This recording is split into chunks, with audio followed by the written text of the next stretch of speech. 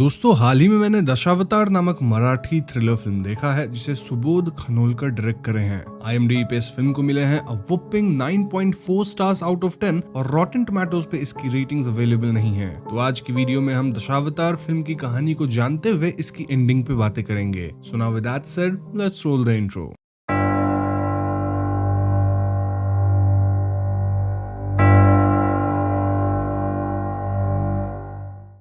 तो फिल्म की शुरुआत कोंकण के एक गांव डोंगर कट्टा में होती है, जहां हम एक मंदिर देखते हैं। वहां दशावतार मंडल का दशावतार वाला प्ले होने वाला था और ये प्ले सत्यवान और सावित्री के ऊपर होने वाला था। यहाँ हम बाहर एक बोर्ड भी देखते हैं जहाँ पे बाबुली मिस्त्री करके नाम लिखा था और ये इस प्ले के प्रमुख आकर्षण होने वाले थे। यहाँ से सीन शिफ्ट होकर जंगल का आता है, जहाँ हम एक बूढ़े आदमी को अंधेरे में कहीं जाते हुए देखते हैं और एक यंग लड़का उसके पीछे जा रहा था। पीछा करते करते लड़का घने जंगल में जाता है जहाँ एक तेंदुआ पानी पी रहा था और इस तेंदुए को देख लड़का डरता है। फिर हम झाड़ियों में एक आदमी को देखते हैं जो राइफल लेके उस तेंदुए पे निशाना लगा रहा था, लेकिन इससे पहले वो ट्रिगर चलाता ये बूढ़ा आदमी उसे पत्थर से मारता है जिससे मिसफायर हो जाती है और आवाज सुन के तेंदुआ यहाँ से भाग जाता है। अब तेंदुआ के भाग जाने से वो आदमी गुस्सा हो जाता है और बाहर आके उस यंग लड़के पे चिल्लाने लगता है कि तुम्हारे बाप को कह दो कि मेरे शिकार के बीच में ना आए वरना बहुत बुरा होगा। तो यहाँ हमें पता चलता है कि ये जो बूढ़ा आदमी है और यंग लड़का है ये दोनों बाप बेटे हैं और जो शिकार कर रहा था वो और कोई नहीं बल्कि इस जंगल का फॉरेस्ट ऑफिसर था जिसका नाम लक्ष्मण वाडेकर था। जी हाँ दोस्तों, ये फॉरेस्ट ऑफिसर होके प्राणियों का शिकार कर रहा है। यहाँ हम उन दोनों बाप बेटे का नाम भी जान पाते हैं, जहाँ लड़के का नाम माधवा था और बाप का नाम बाबुली। ये वही बाबुली है जो आज दशावतार में प्रमुख आकर्षण होने वाले हैं इसलिए बोल रहा हूँ क्योंकि अब तक प्ले चालू नहीं हुआ था। तो वाडेकर यहाँ से चला जाता है और बाबुली भी यहाँ से आगे चलने लगते हैं। थोड़ी दूर जाके वो एक एरिया में पहुंचते हैं और उनके पीछे माधवा भी आता है। इस एरिया का नाम काटालोबा था और यहाँ हम जमीन पे पत्थर में तराशी हुई किसी डीटी की मूर्ति देखते हैं जिनके 8 हाथ थे, इंसानी शरीर था और एनिमल का हेड था। बाबुली से राखनदार कह के पुकारते हैं। अब जिन्हें राखनदार के बारे में नहीं पता उन्हें मैं बता दूं कि ये गार्डियन स्पिरिट यानी प्रोटेक्टर होते हैं जिन्हें गाँव की सीमा पे स्थापित किया जाता है। राखनदार बुरी आत्मा, बीमारी या बुरी चीजों से गाँव की रक्षा करते हैं और बाबुली भी यहाँ प्रार्थना करने ही आए थे। तभी दूर माइनिंग का ब्लास्ट होता है और इसे सुन के बाबुली कहते हैं कि जल्द ही कुछ बुरा होने वाला है। खैर आगे हम सत्यवान सावित्री का प्ले देखते हैं जहां गांव के सारे लोग आए हुए होते हैं और थोड़ी देर में बाबुली स्टेज पे आते हैं जो कि एज यमदेव थे, वो जो सत्यवान के प्राण लेने आए थे।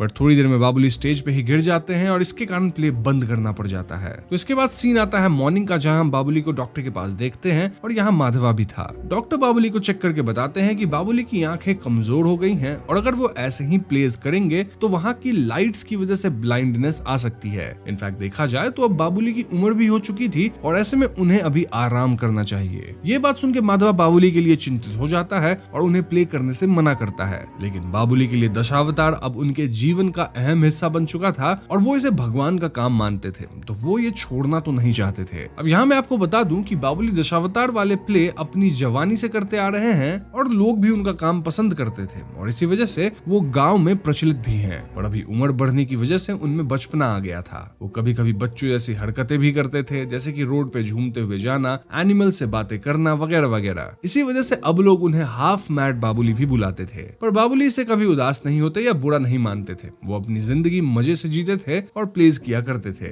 खैर आगे हम बाबुली को डॉक्टर के पास से आते देखते हैं और इस बार भी वो रोड पे झूमते हुए जा रहे थे और इसी में एक ट्रक पीछे आता है जो बाबुली को उड़ाने वाला था, लेकिन ऐन वक्त पे वहाँ वंदू आ जाती है और वो बाबुली को बचा लेती है। अब यहाँ में पता चलता है कि वंदू जो है वो एक्चुअली माधवा को पसंद करती है, मतलब दोनों एक दूसरे को पसंद करते हैं, लेकिन ये बात दोनों के घर में पता नहीं है। एनीवेज आगे हम रात का सीन देखते हैं जहाँ माधवा ने बाबुली को बंद करके रखा था। क्यों? क्योंकि बाबुली दशावतार प्ले करने ना जाए और यहाँ दशावतार मंडल के लोग भी आते हैं बाबुली को बुलाने के लिए, लेकिन माधवा उन्हें भी मना कर देता है। वहीं अंदर हम बाबुली को देखते हैं जो दशावतार का प्ले इमेजिन करते हैं और इसी में यहाँ से निकलने का प्लान डिस्कस करते हैं। थोड़ी देर में हम उन्हें छत का टाइल हटा के घर से भागते हुए देखते हैं। वो यहाँ से भाग के सीधे दशावतार का प्ले करने जाते हैं जहाँ वो इस बार धृतराष्ट्र बने हुए थे और वो एक अमेजिंग परफॉर्मेंस देते हैं। बट तभी ऑडियंस में हम माधवा को देखते हैं जो उन पे गुस्सा होकर यहाँ से चला जाता है। आगे हम बाबुली और माधवा को साथ में चलते देखते हैं और माधवा अभी भी नाराज था क्योंकि बाबुली बिना उसे बताए घर से छुप के प्ले करने निकल गए थे। माधवा यहाँ बाबुली को ये प्लेस बंद करने को बोलता है और इस बात पे बाबुली माधवा को उसकी चाइल्डहुड वाली बुक दिखाते हैं। इसमें उसने लिखा था कि उसे हनुमान जी वाला किरदार बहुत पसंद है और हमेशा यही किरदार करेगा। चाहे वो बूढ़ा ही क्यों ना हो जाए। बाकी किरदार नहीं किए तो भी चलेगा, बस हनुमान जी वाला करे। इस पे माधवा कुछ बोल नहीं पाता और वो वहां से चला जाता है। आगे हम एक सॉन्ग देखते हैं जिसमें हमें माधवा और बाबुली की स्टोरी दिखाई जाती है, मतलब कैसे माधवा की माँ बचपन में ही चल बसी थी और तब से ही बाबुली ने माधवा को बड़ा किया और माधवा भी दशावतार वाले प्लेस देख के ही बड़ा हुआ है। एनीवे, सॉन्ग के बाद हम बाबुली और माधवा को खाना खाते देखते हैं और इस सीन से हमें पता चलता है कि इनकी फाइनेंशियल कंडीशन भी कुछ अच्छी नहीं है, क्योंकि पढ़ा लिखा होके भी माधवा को कोई जॉब नहीं मिल रहा था। अभी फिलहाल वो टॉयज बनाने का काम करता था। यहाँ बाबुली माधवा को मुंबई जाके काम करने बोलते हैं क्योंकि उसे वहाँ जल्दी काम मिल जाएगा, पर माधवा मना कर देता है क्योंकि अगर वो मुंबई चला गया तो बाबुली का ध्यान कौन रखेगा और बाबुली तो ऐसे ही प्लेस करते रह जाएंगे जिससे उनकी तबीयत और भी बिगड़ जाएगी। इस पे बाबुली बोलते हैं कि अगर माधवा जॉब ढूंढ लेता है तो वो दशावतार वाले प्लेस करना छोड़ देंगे। ये बात सुन के माधवा मान जाता है। आगे माधवा खाना खा के बाहर जाता है जहाँ वंदू खाने का डब्बा लेके आई थी, पर माधवा उसे यहाँ से जाने को बोलता है क्योंकि उनके बारे में घर में पता नहीं था ना। वंदू माधवा को घर वालों से शादी की बात करने को बोलती है, बट माधवा बोलता है कि हम मिस्त्री हैं और तुम्हारा परिवार अच्छा है, मैं तो अच्छा कमाता भी नहीं हूँ तो घर वाले नहीं मानेंगे। पर वंदू इस पे बोलती है कि सब अच्छा हो जाएगा, चिंता मत करो क्योंकि तुम स्मार्ट और एक अच्छे इंसान हो, तो ऐसे में तुम्हें अच्छी जॉब मिल जाएगी ना। माधवा थोड़ा सा परेशान था क्योंकि उसे लगता था उससे कुछ नहीं हो पाएगा और जॉब के लिए भी उसे रिकमेंडेशन तो चाहिए ही होगी। और वंदू सुझाव देती है कि माधवा अब्बा तंडेल से बात करे जो गांव का सरपंच है, वो जरूर माधवा की इसमें मदद करेगा क्योंकि उसके अच्छे कनेक्शंस हैं। तो नेक्स्ट सीन में बाबुली और माधवा बोट से तंडेल से मिलने जाते हैं। बोट से क्यों? क्योंकि अब्बा तंडेल हर रोज स्विमिंग के लिए रिवर में आता है। खैर यहाँ बाबुली तंडेल से कहता है कि वो माधवा की जॉब की सिफारिश कर दे। इस पे तंडेल एक शर्त रख देता है। शर्त ये कि अगर वो तंडेल को स्विमिंग में हरा दे तो वो प्रॉमिस करता है कि वो माधवा का जॉब लगवा देगा। बस फिर क्या था, बिना सोचे समझे बाबुली पानी में कूद जाता है। थोड़ी देर स्विम करने के बाद बाबुली डूबने लग गए थे और ऐसे में तंडेल उसे बचा के किनारे पे लाता है। But of course he was impressed. तो तंडेल बोलता है कि माधवा की जॉब लगने की बात वो सर मालकर से करेगा। इससे बाबुली खुश हो जाता है। अब अगले सीन में कुछ लोगों को अशोक सर मालकर के खिलाफ प्रोटेस्ट करते देखते हैं। क्यों? क्योंकि सर मालकर एक बिजनेसमैन था और उसकी माइनिंग की कंपनी थी। उसने गांव के लोगों से जमीन खरीदी थी और उन्हें रोजगार का आश्वासन भी दिया, बट ना ही गांव वालों को उनकी जमीन के पैसे मिले ना ही रोजगार। तो ऑफ कोर्स इसलिए लोग प्रोटेस्ट कर रहे थे। अब दोस्तों मैं आपको बता दूं कि ये माइनिंग की वजह से काफी पेड़ वगैरह काटे जाने वाले थे जिससे नेचर को भी हानि पहुंचने वाली थी। और जो मूवी के साथ में ब्लास्ट की आवाज आई थी ना,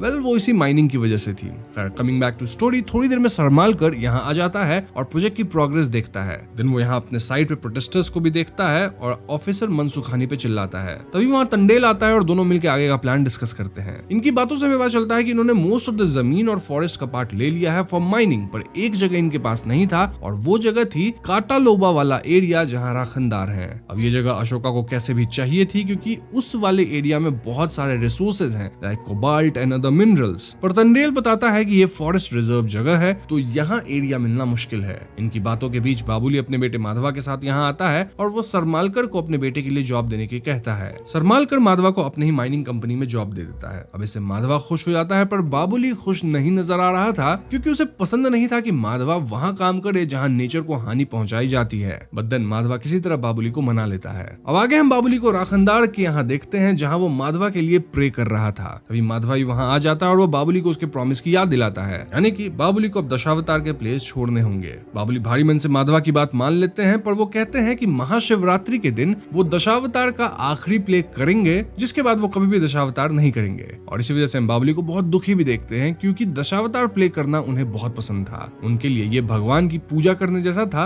और उन्हें ये कला जिंदा रखना था। तो ऑफ कोर्स प्ले छोड़ने वाली जो डिसीजन थी वो बाबुली को अंदर ही अंदर खाए जा रही थी। ये सब चीज हम एक सॉन्ग के थ्रू भी देखते हैं और सेम सॉन्ग में हम माधवा को अपने काम पे लगते देखते हैं और सब कुछ अच्छा चल रहा था। वो अपनी फर्स्ट सैलरी से वंदू के लिए रिंग लेता है ताकि वो उसके घर वालों से शादी की बात कर सके और बाबुली भी इससे बहुत खुश थे, बट स्टिल अंदर कहीं ना कहीं दुखी दिख रहे थे क्योंकि वो महाशिवरात्रि के बाद दशावतार में काम नहीं कर पाएंगे। लेकिन बेटे की खुशी के लिए वो ये भी त्याग करने के लिए तैयार थे। खैर अब एक दिन माधवा माइनिंग साइट पे जाता है और ये साइट थी काटोलावा वाली। जी हाँ दोस्तों, माइनिंग वाले वर्कर्स ने राखनदार के कार्व्ड मूर्ति की जगह एक्सप्लोजिव लगा रखे थे ताकि ये जगह उड़ा सके और ये देख माधवा परेशान हो जाता है। परेशान क्यों? क्योंकि ये जगह फॉरेस्ट रिजर्व थी तो इन्हें परमिशन कैसे मिली। यही चेक करने माधवा ऑफिस जाके फाइल्स देखता है जहाँ उसे पता चलता है कि काटालोबा वाली जगह की परमिशन तो रिजेक्ट कर दी गई थी, यानी कि ये लोग यहाँ इल्लीगली काम कर रहे थे। अब ये सब जान के माधवा शॉक में था। उसे समझ नहीं आ रहा था कि आगे वो क्या करे। तभी उसे वंदू का कॉल आता है क्योंकि आज माधवा उसके घर शादी की बात करने वाला था और माधवा उसे यहाँ की सारी बातें बता देता है और कैसे कातालोवा पे इलीगल माइनिंग हो रही है। इसमें वंदू सुझाव देती है कि वो गांव के सरपंच तंडेल से मिले और उन्हें ये सब बातें बता दे।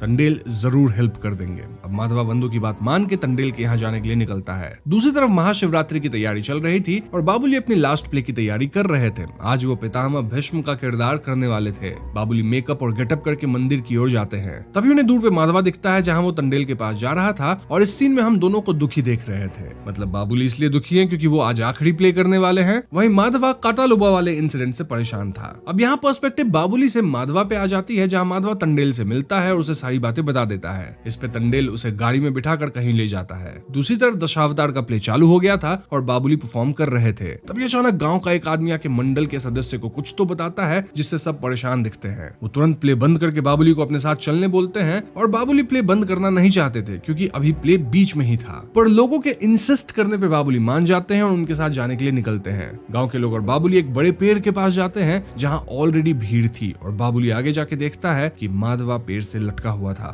जी हाँ दोस्तों, माधवा समाप्त हो गया था और ये देख के बाबुली को सदमा लग जाता है। आगे हम बाबुली को माधवा की आखिरी राइट्स करते देखते हैं और तभी यहाँ पुलिस कांस्टेबल परब और लेडी कांस्टेबल सावंत आती हैं। ये लोग केस क्लोज करने आए थे क्योंकि उनका मानना था कि ये सिंपल खुद को समाप्त करने वाला केस है जहां माधवा ने प्यार में ऐसा किया है और ये प्रूव करने के लिए माधवा के पास से लेटर भी मिला था। ऑफ कोर्स बाबुली को इस पे यकीन नहीं था। वो कहते हैं कि माधवा कभी ऐसा नहीं कर सकता है, पर कांस्टेबल परब जबरदस्ती बाबुली का थंब प्रिंट फॉर्म पे ले लेता है। अब बाबुली के यहाँ से जाने से पहले कांस्टेबल सावंत बताती है कि माधवा का फोन अब तक नहीं मिला है और ये बोल के वो यहाँ से चली जाती है। एनीवेज अगला सीन रात का आता है जहाँ वंदू बाबुली से मिलने आती है और वो उन्हें बताती है कि माधवा कभी भी ऐसा नहीं कर सकता था क्योंकि वो तो शादी की बात करने आने वाला था। वंदू यहाँ माधवा के कॉल के बारे में बताती है कि वो उस दिन सरपंच तंडेल के यहाँ जाने वाला था सब कुछ बताने के लिए। अब ये जानते ही हम बाबुली को अगले दिन तंडेल के यहाँ देखते हैं जहाँ बाबुली से माधवा के बारे में पूछता है और यहाँ तंडेल भी बोल देता है कि माधवा और उसकी मुलाकात उस दिन हुई ही नहीं थी। अब दोस्तों हमें पता है कि तंडेल झूठ बोल रहा है क्योंकि वो माधवा से मिला था। इनफैक्ट वही तो उसे गाड़ी पे बिठा के कहीं ले गया था। तो यहाँ साफ है कि माधवा की मौत के पीछे तंडेल का हाथ हो सकता है। जो भी हो तंडेल बाबुली के साथ सिंपैथाइज करता है और यहाँ से बाबुली चला जाता है।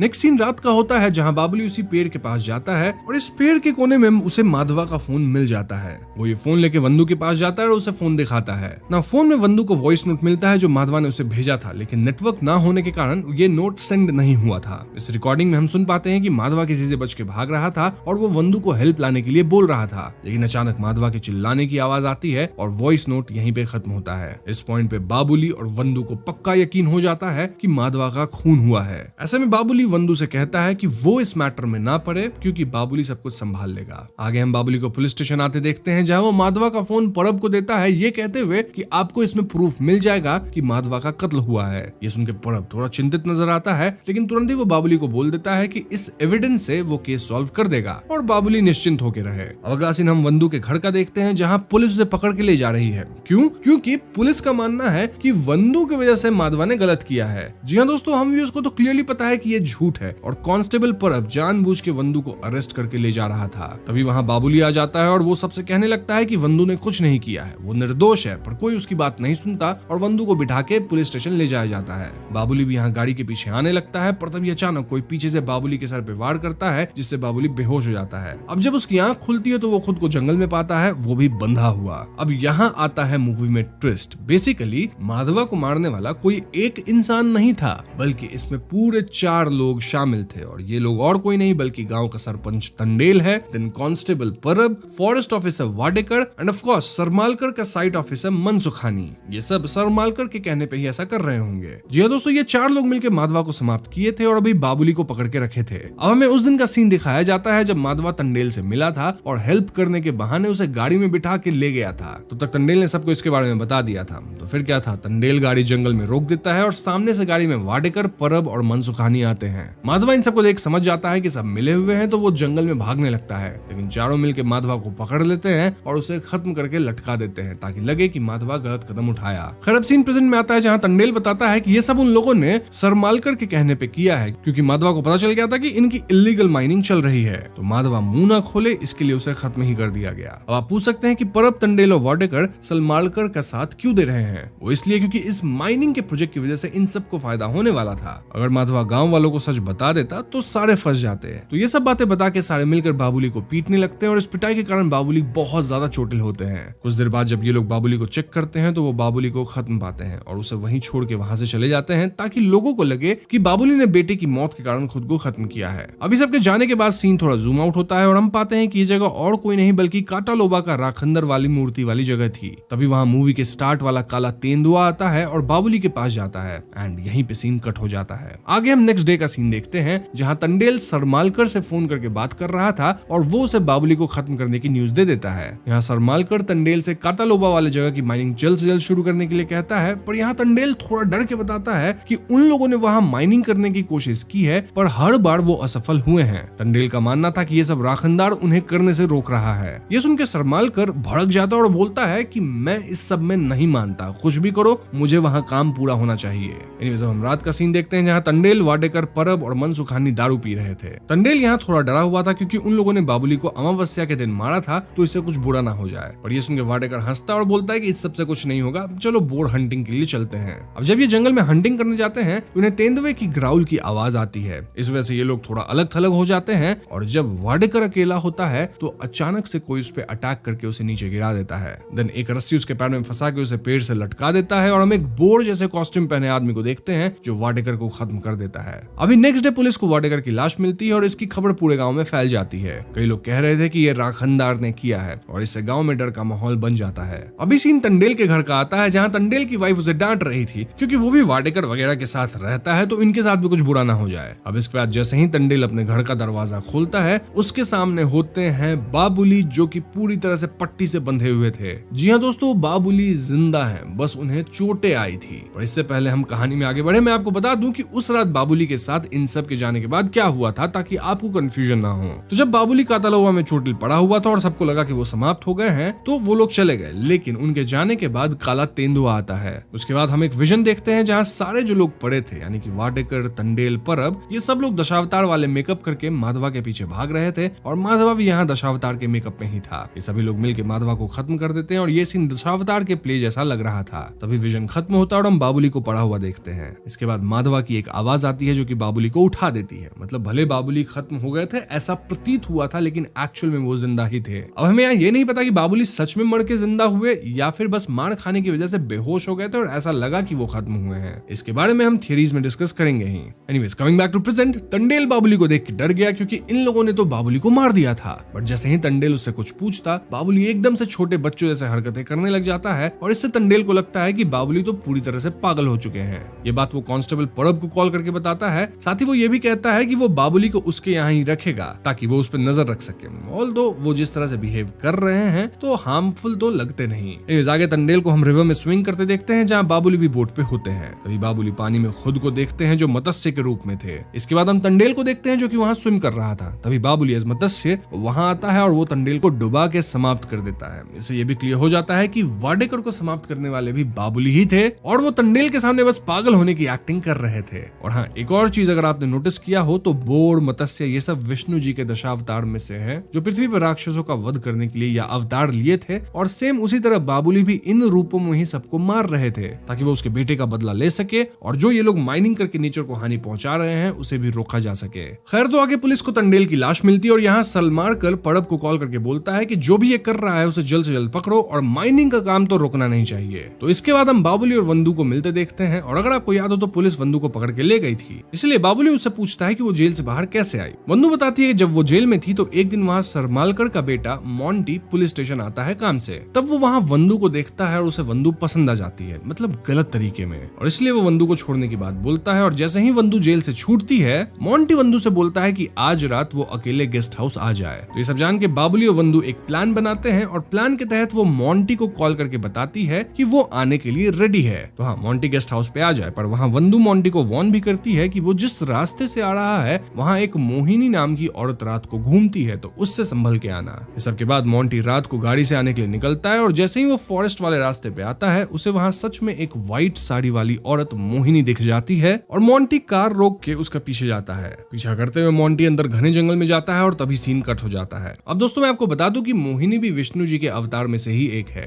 खैर अगले दिन हम सरमालकर को देखते हैं जिसे एक चिट्ठी मिलती है और इसे पढ़ने से हमें पता चलता है कि मोंटी को अगवा किया गया है और अगर मोंटी जिंदा चाहिए तो सरमालकर माइनिंग का काम बंद करके इस गांव से चला जाए। हमें तो पता है कि ये एब्डक्शन बाबुली बाबुली ने किया है और वो बस चाहता है कि सरमालकर माइनिंग बंद करके अपने गांव चले जाए। ऑफ कोर्स सरमालकर इससे परेशान होता है और वो पुलिस ऑफिसर को फोन करता है जिसका नाम है माइकल डिकॉस्टा और वो ये केस उसको लेने को बोलता है। सरमालकर चाहता था कि जल्द से जल्द मॉन्टी को खोजा जा सके और उसको भी पकड़ा जा सके जो कि उसके साथियों को खत्म कर रहा है, ताकि मॉन्टी भी मिल जाए और माइनिंग का काम भी आराम से चले। अब अगले सीन में माइकल को गांव में आते देखते हैं और आते ही वो एक पकोड़े वाले के यहाँ जाता है और पकोड़े मांगता है, लेकिन यहाँ पकोड़े खत्म हो गए थे। इसी में बाबुली वहीं बैठा पकोड़े खा रहा था। वो माइकल को पकोड़े ऑफर करता है और ये दोनों बात करते हैं। थोड़ी देर बाद बाबुली यहाँ से चला जाता है। अब यहाँ से सीन शिफ्ट होकर पुलिस स्टेशन पे आता है जहाँ मनसुखानी परब से मिलने आया था। यहाँ मनसुखानी इन खून की वजह से डर गया था, इसलिए वो परब से बोलता है कि वो ये सब नए ऑफिसर को बता देंगे कि कैसे इन तीनों ने मिलकर माधवा को खत्म किया था। इस पे परब उससे बोलता है कि ये सब बताने की कोई जरूरत नहीं है क्योंकि नया पुलिस ऑफिसर काफी स्ट्रिक्ट है, तो कहीं हम ही ना फंस जाएं। इसके बाद मनसुखानी यहाँ से चला जाता है और थोड़ी देर में स्टेशन में माइकल आ जाते हैं। आते ही वो परब को डांट देते हैं क्योंकि वो अपना काम ठीक से नहीं किया था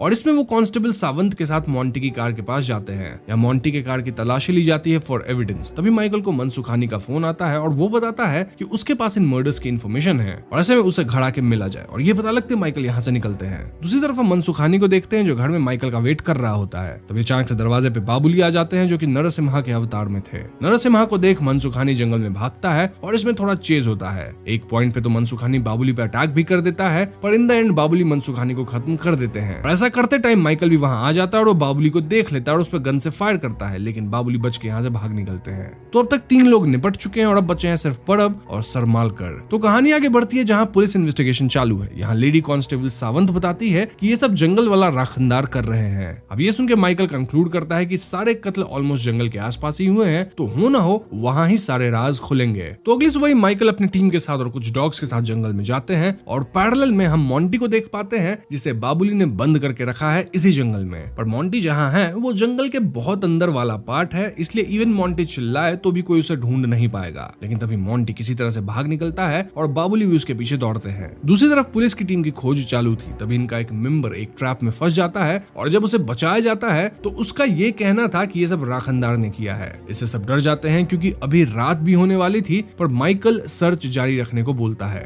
वहीं बाबुली स्टिल मॉन्टी को चेज कर रहे थे और मॉन्टी एक बड़े से पत्थर के पीछे छिप जाता है। वहीं उसकी आंख लग जाती है और जब उसकी नींद खुलती है तो तब तक रात हो चुकी थी और वो फिर से भागना शुरू करता है। जल्दी वो पुलिस टीम के पास पहुंच जाता, लेकिन ऐन वक्त पे बाबुली उसे आके पकड़ लेते हैं। दूसरी तरफ पुलिस की टीम भी लौट जाती है क्योंकि पूरी रात ढूंढने पे भी उनके हाथ कुछ लगा नहीं था। लेकिन तभी माइकल की नजर एक पेपर पे जाती है। ये पेपर वही था जिसमें बाबुली पकोड़े खा रहा था और इससे उसे बाबुली की याद आती है और उसका शक भी बाबुली पे जाता है। अब माइकल जैसे ही वापस स्टेशन जाता है उसे पता लगता है कि और एक लेटर आया है। इस लेटर में लिखा था कि तुम्हारे पास 48 घंटे का समय है, यानी हनुमान जयंती तक का ही टाइम है माइनिंग बंद करने का, नहीं तो मॉन्टी के साथ कुछ बुरा हो जाएगा। ये सब पढ़ के माइकल सीधा बाबुली के घर जाता है।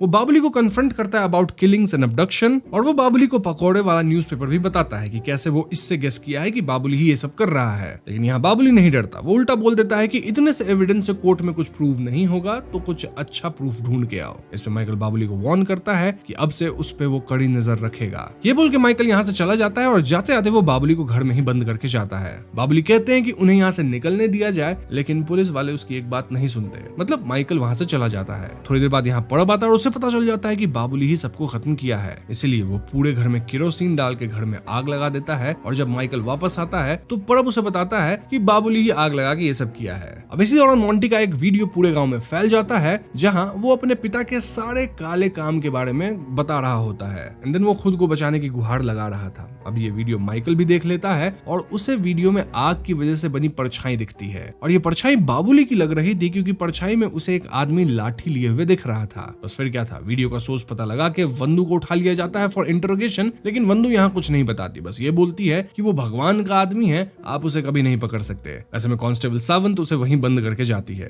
दूसरी तरफ जंगल में हम बाबुली को देखते हैं। जी हाँ, बाबुली फिर से बच गया था। कैसे? वेल, वो सेम लास्ट टाइम की तरह रूफ की टाइल्स हटा के निकल गया था। तभी वहाँ गाँव का आदमी आता है और वो बताता है कि पुलिस को भी पता लग गया है कि बाबुली बच गया है और अभी वो उसके लिए ट्रैप सेट कर रहे हैं। ये सुन के बाबुली यहाँ से चले जाते हैं और सीधा गाँव में जाते हैं जहाँ आज हनुमान जयंती है और आज यहाँ रामायण का प्ले होने वाला था। तो इसमें बाबुली यहाँ हनुमान जी बन के आए थे। वहीं दूसरी तरफ सरमालकर, माइकल और परब भी यहाँ आए थे क्योंकि उन्हें बाबुली को पकड़ना था। यहाँ सरमालकर माइकल से कहता है कि तुम मेरे बेटे को ढूंढो, हम बाबुली को देख लेंगे। ऐसा बोल के वो परब को अपनी गाड़ी में से एक गन देता है और परब बाबुली को मारने निकल पड़ता है। वहीं बाबुली स्टेज पे हनुमान जी का रोल प्ले कर रहे थे क्योंकि ये माधवा का पसंदीदा किरदार था। बाबुली को यहाँ माधवा के विजन्स आते हैं जिससे वो थोड़ा दुखी हो जाते हैं, पर तभी परब यहाँ आ जाता है और वो बाबुली को पहचान जाता है और वो उस पर गन दान देता है। लेकिन जब तक वो गोली चलाता, सेम टाइम पे यहाँ रामायण का प्ले का एंड सीन चालू था जहाँ राम जी रावण का वध करने वाले थे और बाबुली यहाँ राम जी के धनुष का डायरेक्शन बदल देता है जिससे ये बाण सीधा रावण की जगह परब को लगता है और वो वहीं खत्म हो जाता है। ये देख के सरमालकर और माइकल भी यहाँ आ जाते हैं, पर तब तक बाबुली यहाँ की लाइट बंद करके यहाँ से भाग चुके थे। लेकिन हाँ, माइकल उन्हें भागते देख लेता है हनुमान जी वाले पूरे रूप में। फिर क्या था, वो सरमालकर और बाकी लोगों को लेकर सीधा जंगल में जाते हैं। यहाँ जंगल में बाबुली ने कई ट्रैप्स लगा रखे थे और उस वजह से काफी लोग उसमें फंस रहे थे। लेकिन ये लोग फाइनली बाबुली को खोज लेते हैं, पर इससे पहले वो बाबुली को पकड़ पाते, काला तेंदुआ यहाँ आके इन पे अटैक कर देता है और बाबुली यहाँ से भाग पाते हैं। दूसरी तरफ हम मोंटी को देखते हैं जहाँ एक रस्सी उसके गले में बंधी थी। तभी यहाँ बाबुली आ जाते हैं और वो रस्सी काटने लगते हैं और हमें लगता है कि बाबुली मोंटी को मारने जा रहे हैं। तभी यहाँ माइकल और सरमालकर भी आते हैं और वो मोंटी को छोड़ने को कहते हैं, पर बाबुली नहीं रुकते और फाइनली रस्सी कट जाती है। But to a surprise, Babuli ने जो रस्सी काटी थी उससे मोंटी बच जाता है, यानी कि बाबुली ने मोंटी को जाने दिया और वो भी सरमालकर को बोलते हैं कि माइनिंग बंद कर दे और यहाँ से चला जा, क्योंकि उसकी वजह से यहाँ का नेचर और एनिमल्स को हानि पहुंच रही है।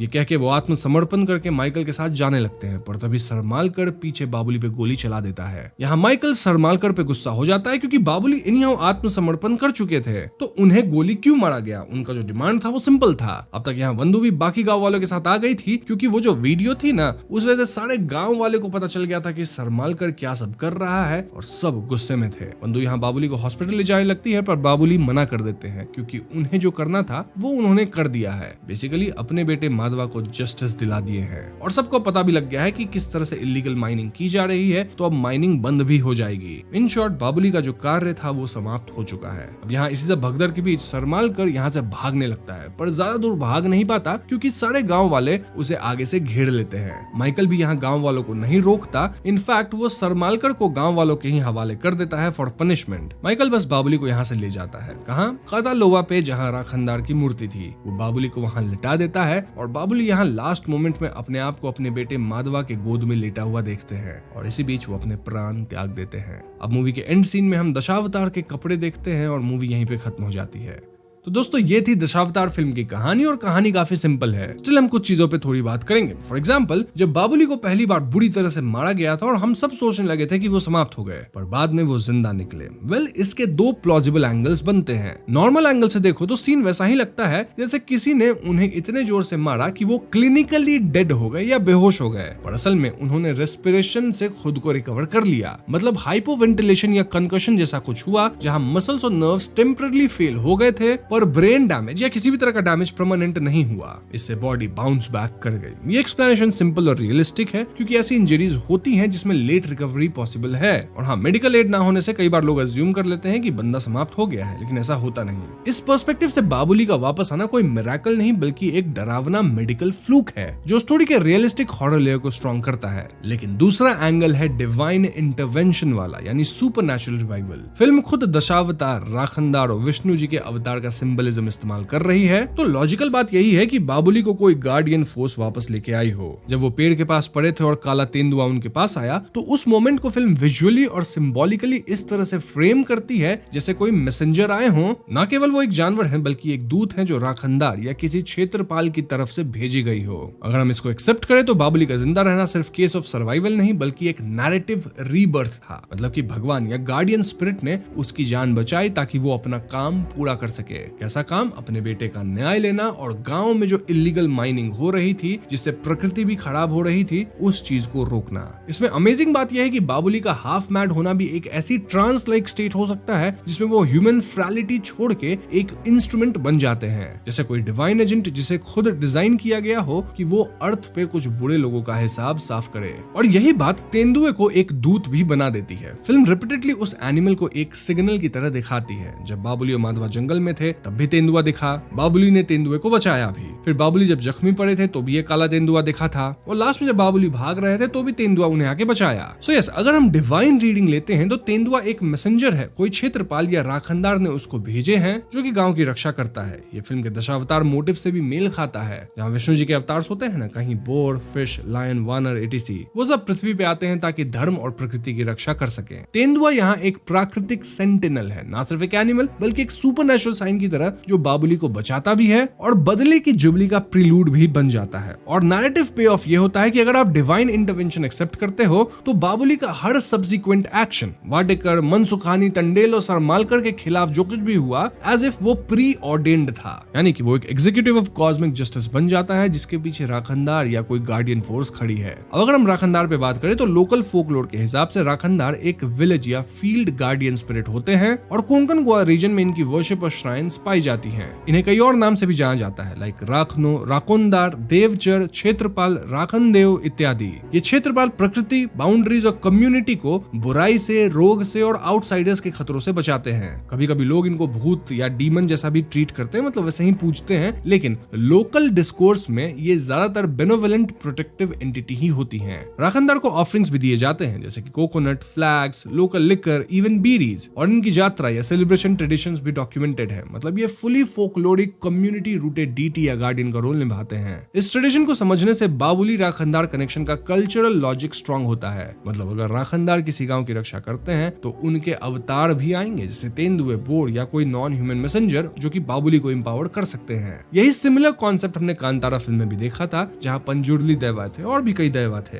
एक और थ्योरी जो फिल्म नेचुरली सजेस्ट करती है वो है बाबुली का ट्रांसफॉर्मेशन। ये सिर्फ रिवेंज तक लिमिटेड नहीं है, ये एक लार्जर इको प्रोटेक्शन मोटिव भी हो जाता है। माइनिंग के अगेंस्ट का आर्क और राखनदार के श्राइन पर होने वाली बातें फिल्म को एक एनवायरमेंटल पैराबल बना देती है। दशावतार का यूज यहाँ डुअल पर्पस सर्व करता है, रिलीजियस, कल्चरल, आइकोनोग्राफी भी और इकोलॉजिकल गार्डियन भी। बाबुली का हनुमान जी का रूप या मत्स्य, वराह, नरसिम्हा का रूप, ये सब एक इंटेंशनल सिंबलिज्म है। ये अवतार ट्रेडिशनली डीमंस का वध करके धरती को रिस्टोर करते हैं। फिल्म में वही डायनामिक्स रिपीट होते हैं, पर मॉडर्न डीमन है कॉर्पोरेट ग्रीड और स्टेट करप्शन। इस रीडिंग में बाबुली एक फोक इको वॉरियर है, ना केवल अपने बेटे के न्याय के लिए बल्कि गांव के ग्राउंड, पानी और राखनदार की डेप्यूटेड बाउंड्री को भी बचाने के लिए। ये लेयर ऑडियंस को दो चीजें देगा, एक कैथार्टिक रिवेंज, दो मोरल सेटिस्फैक्शन की नेचर की रक्षा फिर से विक्टोरियस हुई। Now if we talk about Konkan Dashavatar, well ये एक पुराना रात का फोक थिएटर है जो विष्णु जी के 10 अवतार यानी मत्स्य से लेके कल्कि तक के अवतार को ड्रामेटिक और म्यूजिकल अंदाज में पेश करता है। यह खास करके सिंधु दुर्ग यानी साउथ कोंकण और नॉर्थ गोवा के गांव में हार्वेस्ट के बाद परफॉर्म होता है